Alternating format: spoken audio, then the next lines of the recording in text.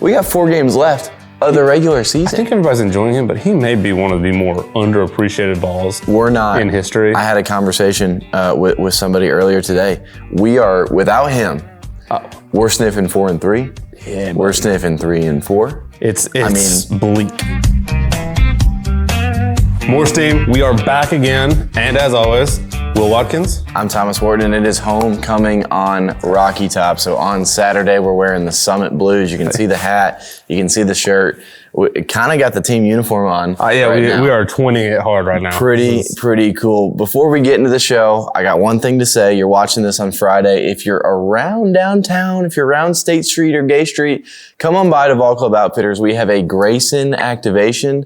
Big Grayson fan right here. Love Grayson stuff. Golf apparel, kind of menswear. They got some women's stuff too. They will be here. Well, specifically like right over there, selling their awesome apparel. Also selling hats just like these. And a little birdie told me they're making custom hats. Custom hats. From 6 to 8 p.m. They got custom patches they're putting. I think they might put it on whatever you buy up there. Oh, yeah. Potentially. So I love it. I mean, the patch stuff is super trendy. Mm-hmm. My wife is all about it. She's making the kids like some kind of Disney patch sweatshirt. I don't know. It's super trendy. Cool Love stuff. Me. Yeah. Love it. I love Grayson stuff. It's super comfortable.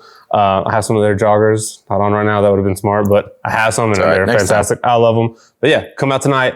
Grayson will be here. Mm-hmm. They're the best. Come out and see us, and then come see. I mean, I won't be. Actually, I'll be here for a little bit. Come see me. Yeah. And we'll be the here. set of more steam. You can, right here. Shout out to the Steamers. Come out and support Grayson. Come on. Anyway, all right. Let's talk last week. Let's do it. So, as some of you may know, I'm the optimist on the show. You sure? I got a little carried away last week. A little bit. But listen, we won. Right? Yes. At the end of the day, somebody asked me after the game, like, you were pretty confident. Are you upset? I was upset during the game. Very upset. Very upset. But we won. At the end of the day, I don't care. Just got to keep winning. Because like everybody's win, baby. Our resume and with the college football playoff rankings we'll talk about, like at the end of the day, as long as you just keep finding ways to win, yeah, it's fine. Who cares? Resume this, resume that. You know what looks really bad on resumes? Losses. Okay. So the late don't have those, we'll be fine. Yep. Just figure it out the rest of the way. Is keep winning. We're good. We'll get into the playoff rankings here in a second. Let's jump into predictions. Yep. Okay. Go ahead. Listen, they're not all home runs. No. You don't bat 1,000 around there. We're going to culminate an average towards the end of the season. We'll see where we actually were. You've been more right than wrong, I think. Yeah, I mean, it's just from this chair. When I'm wrong, I'm wrong. Oh, buddy. Always a little too optimistic, but it's fine. Yeah. Let's go score first. Okay. I said 42-6. Yes, you did. You said 34-3. Yeah. Final, obviously, as everybody knows, 28-18. So we were wrong. But, you know, wrong with a caveat, a lot of touchdowns left out there. 100%. So, again, we weren't wrong. They just didn't play. Yeah, right. Like, they didn't play to what we thought we could. Yeah, so we're not wrong. They were wrong. Exactly. But our score predictions technically wrong. Yes. Nico. Let's talk Nico. Mm-hmm. I had him at 265 yards and 3 touchdowns. You had him at 230, 1 touchdown, 40 yards rushing, and 1 touchdown on the ground. Yes. We talked about it, wanted to say we need that 300-yard game, but just don't know because we haven't seen it. He almost got there. 295, and with a lot of yards left on the field. A lot of drop passes. I mean, oh my gosh. A whole bunch. I feel great about mine at 265. He finished with 295 and a touchdown, but again, the touchdowns left. You've got the Brazel drop. Mm-hmm. You've got Kitzelman, who should have had a touchdown there, drops it. And then Chaz Nimrod. Golly. On third down. If he catches that, he's still running. Still today, as we're filming this Wednesday, he just kept going. He's so tired still be at this going. point.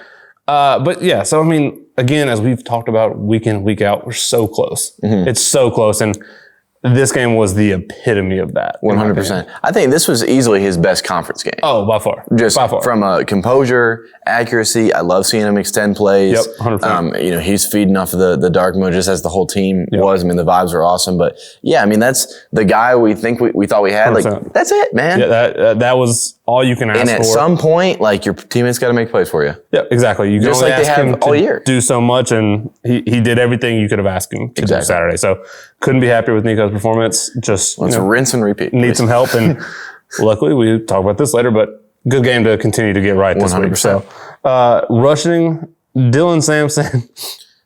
This is where I got carried away. So I had him at 225 yards and 3 touchdowns. You had him at 131 touchdowns. And once again, you bet in the middle between what we predicted. You nailed it. Right there. So you ended up at 142 yards and 2 touchdowns. Also missed kind of a lot of time during the game. Yes. He had the fumble, which that's so unlike him, but yet here it is multiple times this year. So something to watch moving forward. Is that a usage thing? He's just being used more? Is it starting to fumble? Is he getting tired as we go through the year? Is it 2 now or 3 on him? 2 now that I can think of. The first one you probably attribute to Nico pulling out the 4. I blame Nico on that one. So I count the one against Alabama, which is just a great play by them, and then obviously this one. So. I mean, I'm being the rare optimist here. I mean, you'd like to think it's just football. Like, 100%. It's going to happen. No running back in the history of D1 football has never fumbled. Yeah. That may not be true, but I'm just going to say Sure. It's With the rare. amount of carries, It's rare. Stats and info will get that one for us. But again, he was a monster during the game, 142 yards, 2 touchdowns. He continues to be the most underrated player in college football. Dylan Sampson, he's him. 19 touchdowns. It's unbelievable. 19 touchdowns. And I will say, I love digging into this stuff.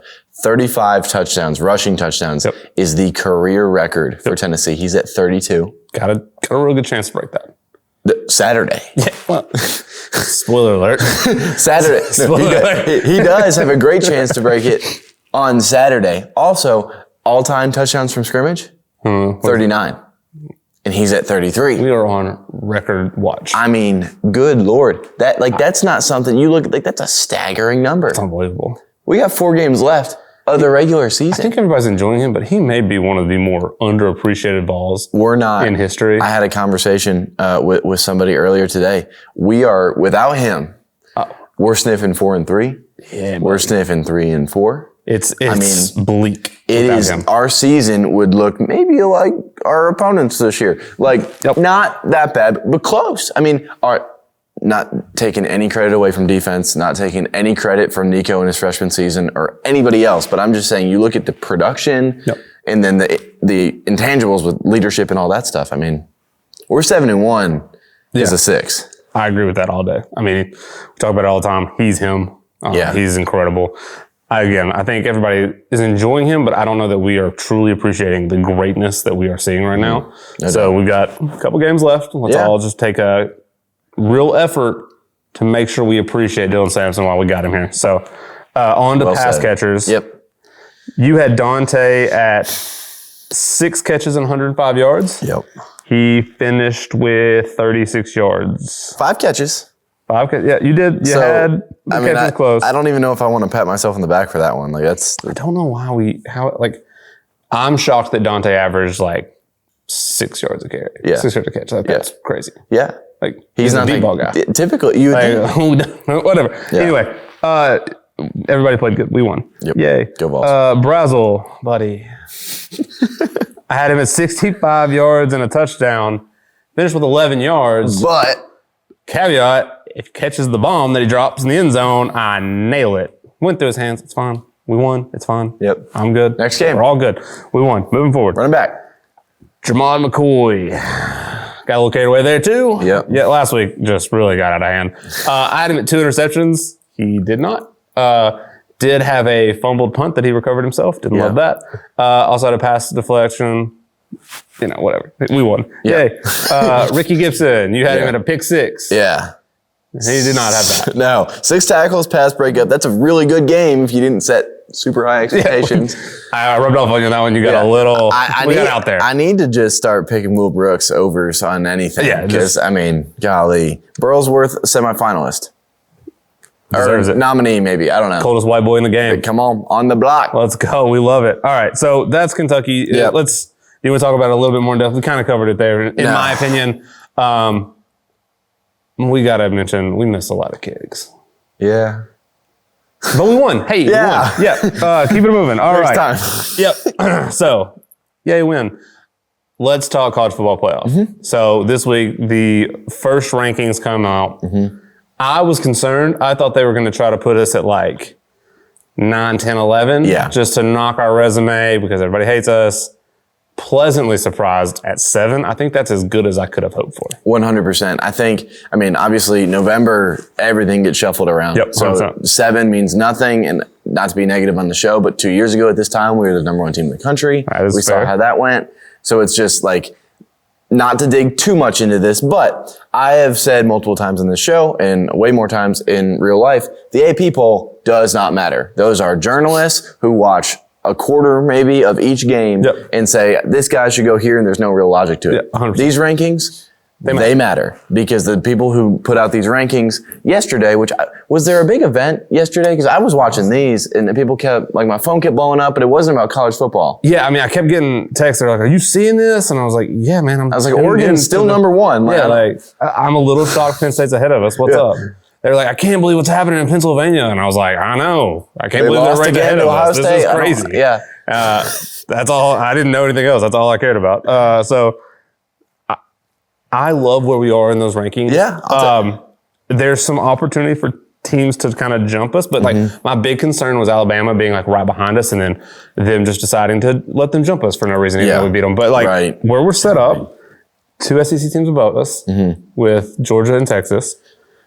We go to Athens. You control your own destiny. An opportunity to maybe play in both. Yeah, like you got a real chance to go into Athens and make a statement on 1,000 different ways. Yes. But you go into Athens and you win, you are locked in, and potentially, I believe that would lock you into SEC championship, barring Vanderbilt mishaps. Sure. But like that's all you can ask for. I think it's important having Indiana behind us because they're still kind of this wild card just with their undefeated record. It's important having Notre Dame, right? It truly, like you said, having everything in front of you, 7 puts us there. Oh, 100%. And, Oregon and Ohio State being up there, I don't know that either of them have another loss on their schedule. Man, probably not. So that one's interesting. Obviously, they'll play in the Big Ten championship game, right? Because they got rid of divisions in the Big Ten. Yes, yeah. So it's top 2. They'll play each other again at some point, which when we're at the end of right before we'll do that on an episode. But when you're talking about seeding, having them lose, what does that look like? And as we're playing for seeding up there, Miami should carry out. So like really, what we're looking to do. Beat Georgia, get into the SEC championship game, in my opinion. That's it, man. And then that locks you into the playoff and locks you into probably no worse than the 6th seed. Yeah. I would think if you're in the SEC championship game, that means you're probably at, at least no worse than 5 going in. You lose as long as it's close, you probably drop to 6 or 7. I want to win. I mean, I'd just win it would be great. Let's just do that. We haven't done that in a very long time. It's been too long. Haven't been since 07. Yeah. We won 98. That was it. That's it. Yep. Eric Ainge threw 2 picks. LSU. It's haunting. Anyway, games PTSD, that I think for college football playoff and then also just the SEC championship game race to look at. 2 of them are this week. Right. So we'll get into our analysis. There's a reason why we haven't started analyzing Mississippi State. It's because they're not very good. 2 games that we will watch. An understatement. That I will have on my phone down here as I'm sitting in Neyland Stadium. LSU, Bama. Yep, big one. And Ole Miss, Georgia. Big one. 2 of those, both of those games are elimination games, kinda, right? Yeah. I think LSU, Bama, loser that. They're out. They're done. Bye-bye. Just kiss your playoff hopes goodbye. Exactly. Ole Miss, Georgia. I think if Georgia can lose with that one. Yeah, and they're still okay. Ole Miss, I mean. Yeah, if Ole Miss loses, I think they're out. There was a lot of talk preseason, maybe even the first few weeks of like, a 9-3 SEC team. Oh, they're in. Well, that was before we realized Indiana was going to go undefeated. Yeah, BYU was going to be undefeated. Exactly. It's unbelievable. The log jam at the top of our conference, and then in the sport is crazy. So 3 losses, man. I mean, you better go beat the Chiefs. Yeah, I think you are out at 3 losses. Everybody, and maybe walk me through this. You'll probably have looked into it more than I do. Everybody says that we need Georgia to beat Ole Miss because if they lose to Ole Miss, but then they beat us, it really diminishes our chances. See, I'm not a big fan of the quality loss. Yeah, I don't like that because it's like I said. I mean, want to have a good resume, just don't lose. Yeah, that's exactly it. If you look at it from a pure logic standpoint, like Notre Dame right now, was talking to a buddy about this. Like they're undefeated if you don't count losing to NIU. Well, the moment they play USC last game of the year, and they play a few games before that, obviously, but let's just say go out to Los Angeles and lose to a bad USC team. Yep. Well, all of a sudden, they're a 2-loss team, which you would think, okay, well, maybe they're still in. Oh, but they lost to NIU. Exactly. Right? Where if that was a 3-point loss to Georgia in the beginning of the year, you just don't hold that against them. So I get it, right? Fair. We would always, as we're going into big games, or even we talk about it after we beat a team, we root for them behind us too. 100%.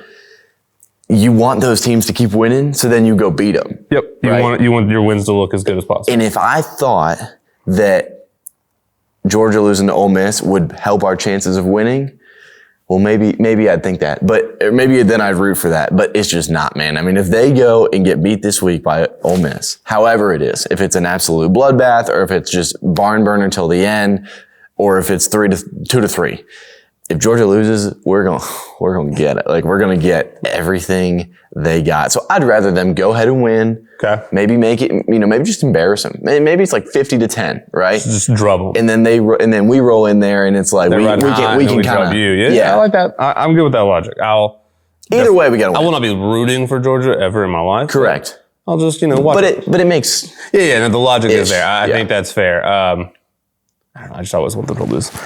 They've grown men that bark at people. It's weird. Yeah, I'm with that. I mean, I wish they wouldn't do that, but. Any other games that you think are super important as it stands today, either this week or next week? Not those 2 weeks. I think the big one is week 13, and that's A&M at Texas. Yep, that's the one that I've got my eyes on. But I mean, we're so far out. Yeah, agreed. If we don't go beat Georgia, and if Bama does certain things, like, it may not even matter. So right. we're going to talk about that. Pointless. We're going to talk about that later in the year.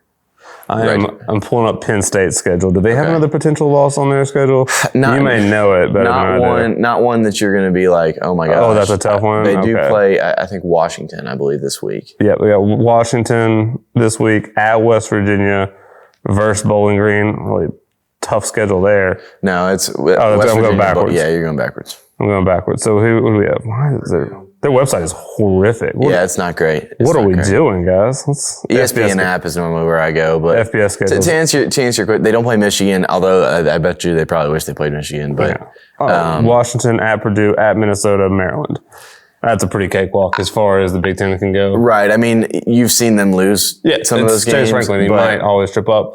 The reality is they're sitting pretty in a playoff spot right now, so everything's still in front of them. 100%. Our chance to jump them is we just have to win. It's slim to none. Yeah, we've got to go win out.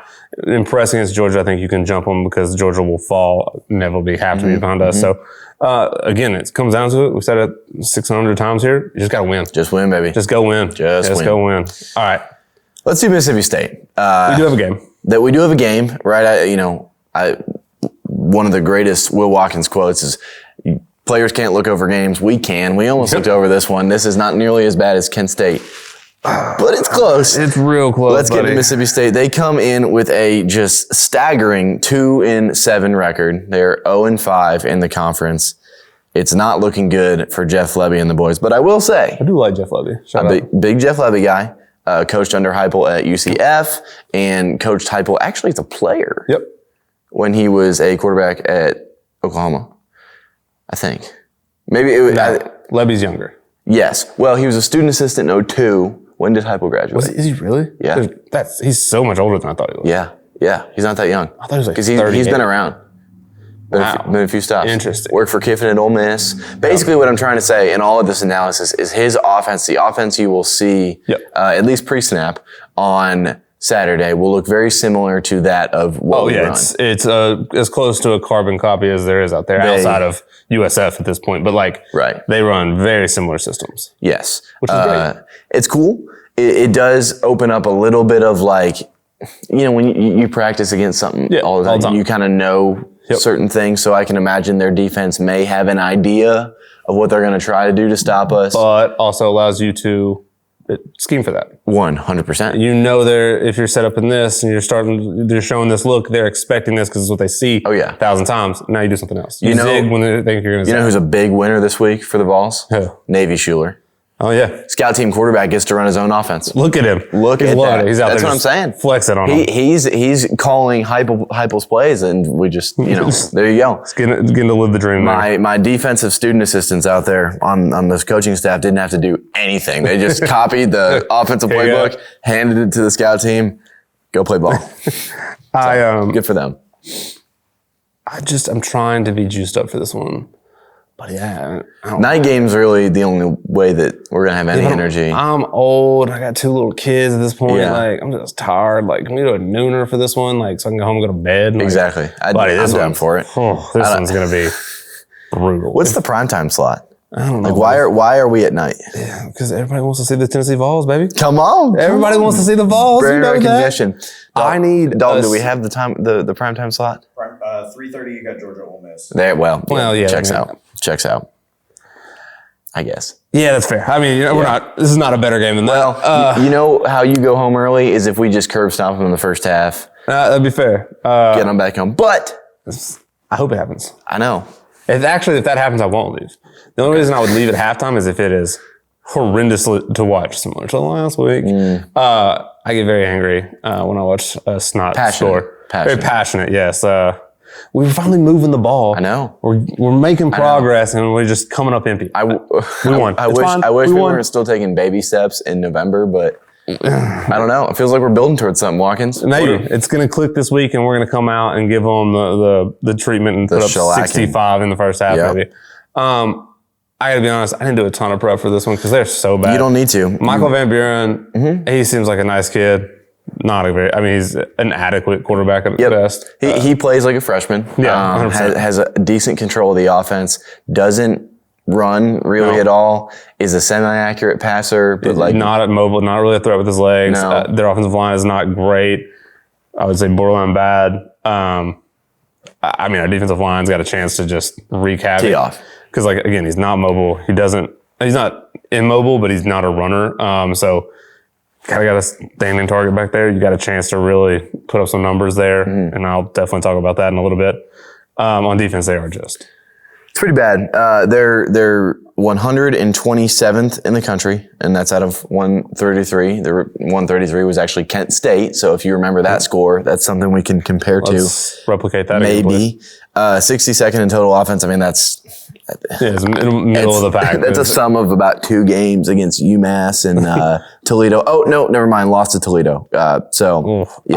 Rough. Listen, they're bad. I don't want to talk too much because, they're a bottom feeder. That was very mean. I just said I don't want to be mean, and I told them bottom feeder. That's pretty bad, yeah. But, they're just not, historically, they've had, one good era when Dan Mullen was there. Ghost of Dak Prescott. Yeah, that was a fun team to watch. Dak was really fun. They waved their cowbells, which I think is very annoying, but it's also kind of a cool tradition. It's also if I was a Mississippi State fan. Yeah, I'd own 700 of them. 100%. They'd all be different custom ones. I'd love it. It's annoying as a fan, but we don't play them very often. So I'm just it's kind of cool. It's kind of how I perceive, how I think other opposing fans perceive Rocky Top. I love it. I'm sure it drives you insane. My alarm in the morning. It's the best thing in the world. But I'm sure, It's, I feel a kindred spirit to them a little bit because they hate Lane Kiffin. We hate Lane Kiffin. Enemy of my enemy is my friend. We don't ever play them, so I don't have any juice to give them. I don't care about them. No. That scene from Mad Men where he's like, "So how dare you?" And he's like, "I don't think about you at all." That's how I feel about Mississippi State. I don't think about them at all. Relatively irrelevant in most things. Yeah, I loved them when Mike Leach was there because Mike Leach was the GOAT. He was awesome. R.I.P. Mike Leach. Yes. Sorry your coach died. I don't care about them at all. I think they are a very bad football team. I think unfortunately, I wish they would be better because I think that'd be cool. I like when teams that are bad become good. Have those Cinderella seasons. I like that. I enjoy it. So when they are good randomly, I think that's fun because previously that meant they were beating a bunch of teams in the West that I don't. So I wish they'd get better because again, we do not play them very often. Fun to see people that are not our foes pop up and give our foes, headaches. But the reality is I just don't care. It's Mississippi State. Yeah. Their uniforms are horrific, by the way. Yep. I hate that color scheme. Very unoriginal, very kind of JV. Yeah. It feels like a high school stadium and jersey. The stadium's bad. It's real bad. I didn't really have a good idea of what it looked like just from watching, previous Egg Bowls on TV. And then I watched some highlights from a couple games. I mean, they seat like 20,000 people. It's bad. The Jumbotron looks like what Vandy's trying to do. It's not bad. great. But Brandon Walker from Barstool is a big Mississippi State fan. I like him. He seems like a nice guy. Go Brandon. Go Brandon. I don't know. Like, let's go Brandon. Yeah. Nope, not that one. No. Sorry. Nope, not like that. Not like that. I don't want to get Brandon Walker. Go Brandon Walker. Yeah. So I don't know. Like, I just don't have any juice for this game. I think we drub them. I think they're bad. So, you think we drub them? By what score? We'll save that for the end. Hold on. Let's go to the players first. But I think we drove them. Like, let's go to the player stuff. Nico, I'll go first. Got real darn close last week. It's starting to click. I think it clicks. I've got Nico for 340 yards, 2 touchdowns. There you go. I got him 300 yards, 3 touchdowns. He threw 4 touchdowns last week. They just, a few of them weren't complete. So I'm all about that. Dylan Sampson, this is one of those games we had some issues early in the year of like, I want to predict 200 yards on the ground. How long is he going to play? Yeah. Is this a pads off in the fourth quarter type game? I'm not sure. 160 yards, 2 touchdowns is achievable in the first half. Okay. So it's also achievable in the whole game, depending on the snap count. Hopefully he doesn't fumble again. I want to see Cam Seldon. I miss that guy. I miss Deshaun Bishop for how fast he started. I want to see Peyton Lewis. I like Peyton Lewis too. Peyton Lewis arrived on the scene last week. Let me see more Peyton Lewis. That's what I'm saying. I'm here for it. Peyton Lewis is a ball player. Ball player. So, like, if we are sitting here next week and it's like, oh, Thomas, you overshot him. He was only 100 yards and 2 touchdowns out 160. Well, fine. I just hope Peyton Lewis has 120. Like, That's fair. That's fair. I've got Dylan. I'm reversing roles here. This is very odd for me. I know. I've got Dylan Sampson at 110 yards, 3 touchdowns. Which would tie the all-time rushing touchdown record for Tennessee. That excites me. I love those kind of stuff. Yeah, give me all the record breaking. Yep, I'll take it. Heupel came here, and I think the whole hope would we'd be a record-breaking offense, and we are that in spades. In pretty much every facet. Yeah, I mean, rewrite the books, man. Rewrite them. History was made. Records were made to be broken. Give it to me. Let's rewrite them all. Yep. I love it. Pass catchers. I think we gave him some love earlier in the year. We haven't talked about him as much recently. Had a major game last week. Miles Kitselman. Kits. I think he continues it. I don't know that it's at that pace again because I think we hit some of those deep balls, and so that kind of you're scoring a little faster. You're not having to hit some of those third down conversions and shorter plays. I hope not. But I've got Kits at 65 yards and a touchdown. Okay. He's, one of the biggest surprises. 100%. I mean, you can call Dylan Sampson a surprise because he's done so great, but you expected a little bit from Dylan. Yeah, starting running back. Kits, when he got here, I thought he was a walk-on. I didn't. I didn't want to tell people that, but I did. I'm like, we got Holden Stays, number 1 tight end in the portal. We got Ethan Davis, who's just a freak athlete, just waiting for his time. Like, who's this dude? Yeah, I was like, oh, cool. They brought somebody in to block when they need somebody to block. Dude can play.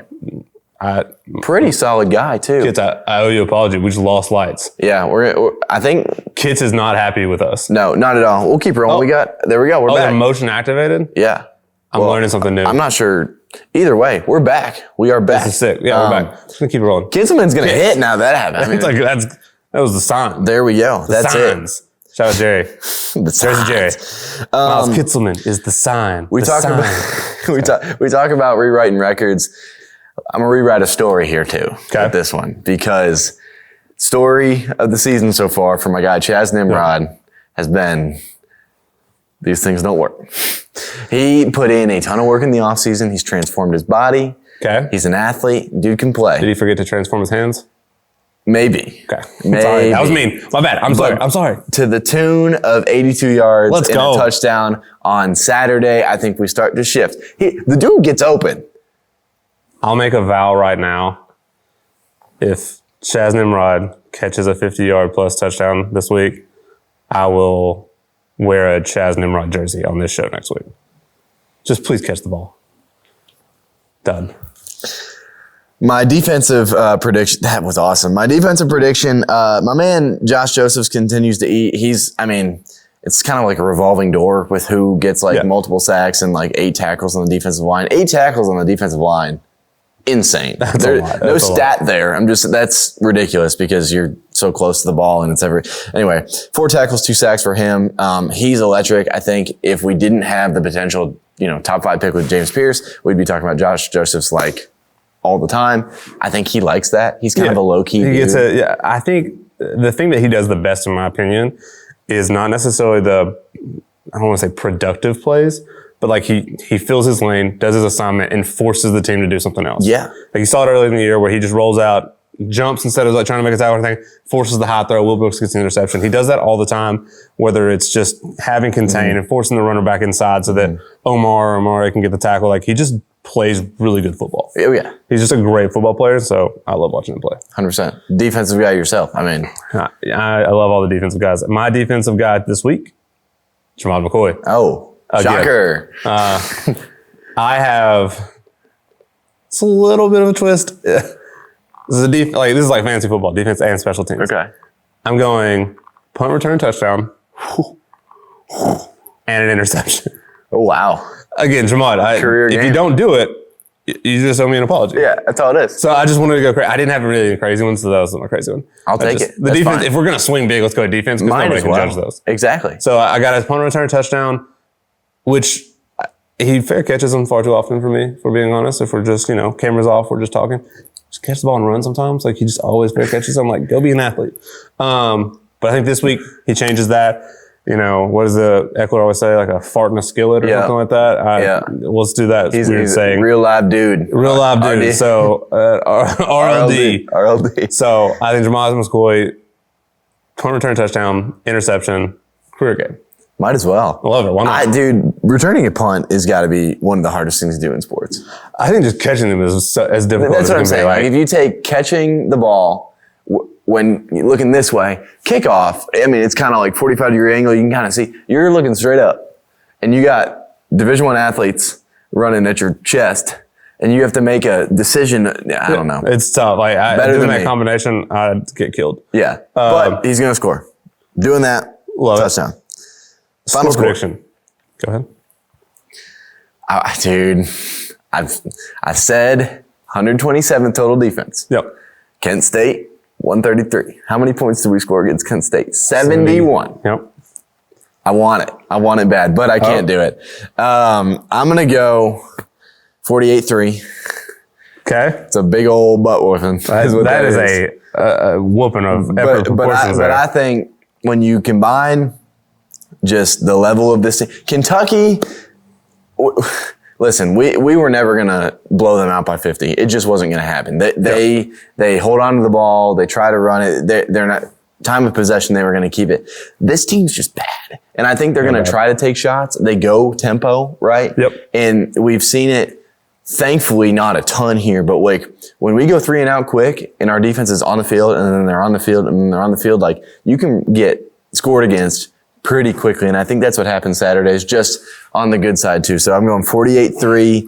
Defense gives up like a last minute field goal with all the scrubs in. They are, they've given up 44 plus times this year. So they get scored on, as you said. Yeah. I think they score a little bit more than you do. Okay. I've got them at 10 points, but I got it at 63-10. Let's go. Let's go. I mean, might as well. I think they're bad. Like I think if it all clicks, this is my like everything works. This is what I got to predict that. I think it's 63-10. Like inevitably, it might be 45-10, 48. Yeah. You're like, but like if it all clicks and we can do what we need to do, and then we don't pull starters, which I would like for us to not do, even if it's a blowout, just to let them continue to cook. 63-10. It's a blowout. And this is one of those things, like you said, if everything goes right. But I mean, you said it earlier. This is a get-right game. Like, we don't look ahead to Georgia, but know Georgia's there. No, they're coming, but just focus on this team. Let's go run some funny stuff. Let's go put some crazy stuff on film. Yeah. Let's, Dylan Sampson, you want to throw a pass? Give him something to worry about. You know what I'm saying? Yeah. Kenselman, you want to catch a snap? Like, let's not just go run the ball and beat them, 27-10. No, let's do something crazy. Let's go have some fun. Let's show out. It's homecoming, man. It's homecoming week. We're wearing the blue. We're wearing the Summit Blue accents this weekend. Like, it's going to be fun. Last time we wore the Summit Blue accents, I think it was Princeton Fan threw a touchdown. Yep. Something crazy like I love that. it. Like, that's what I want to see. Come on. Let Miles Kitzman go throw a touchdown. That's what I'm are we doing? I'm excited about it. Bag of tricks. I mean, Bop it out. they're terrible. 48-3. They're terrible. We're going to win this game. Inevitably. We're going to win this game. But, like, you know, I'll be excited about Saturday. So. Yeah. But right now, they're terrible. Yeah. I got to get some juice. But by the time you see it, you'll have juice, so don't worry about him. But you know what we got to do? What's that? Got to put on more steam. More steam. Shout out to my mom. More steam. She yelled at me for not mentioning her last week, so love you, Mom. Always. I mean, you got to give shout outs to them. We love the moms. But anyway, you're watching this. Come see us, Vol Club Outfitters, Grayson Activation. Here. Can't make it then? Come see us tomorrow at the Vol Club Tailgate by McClung Tower. I think that's it. That's it. See you See you tomorrow.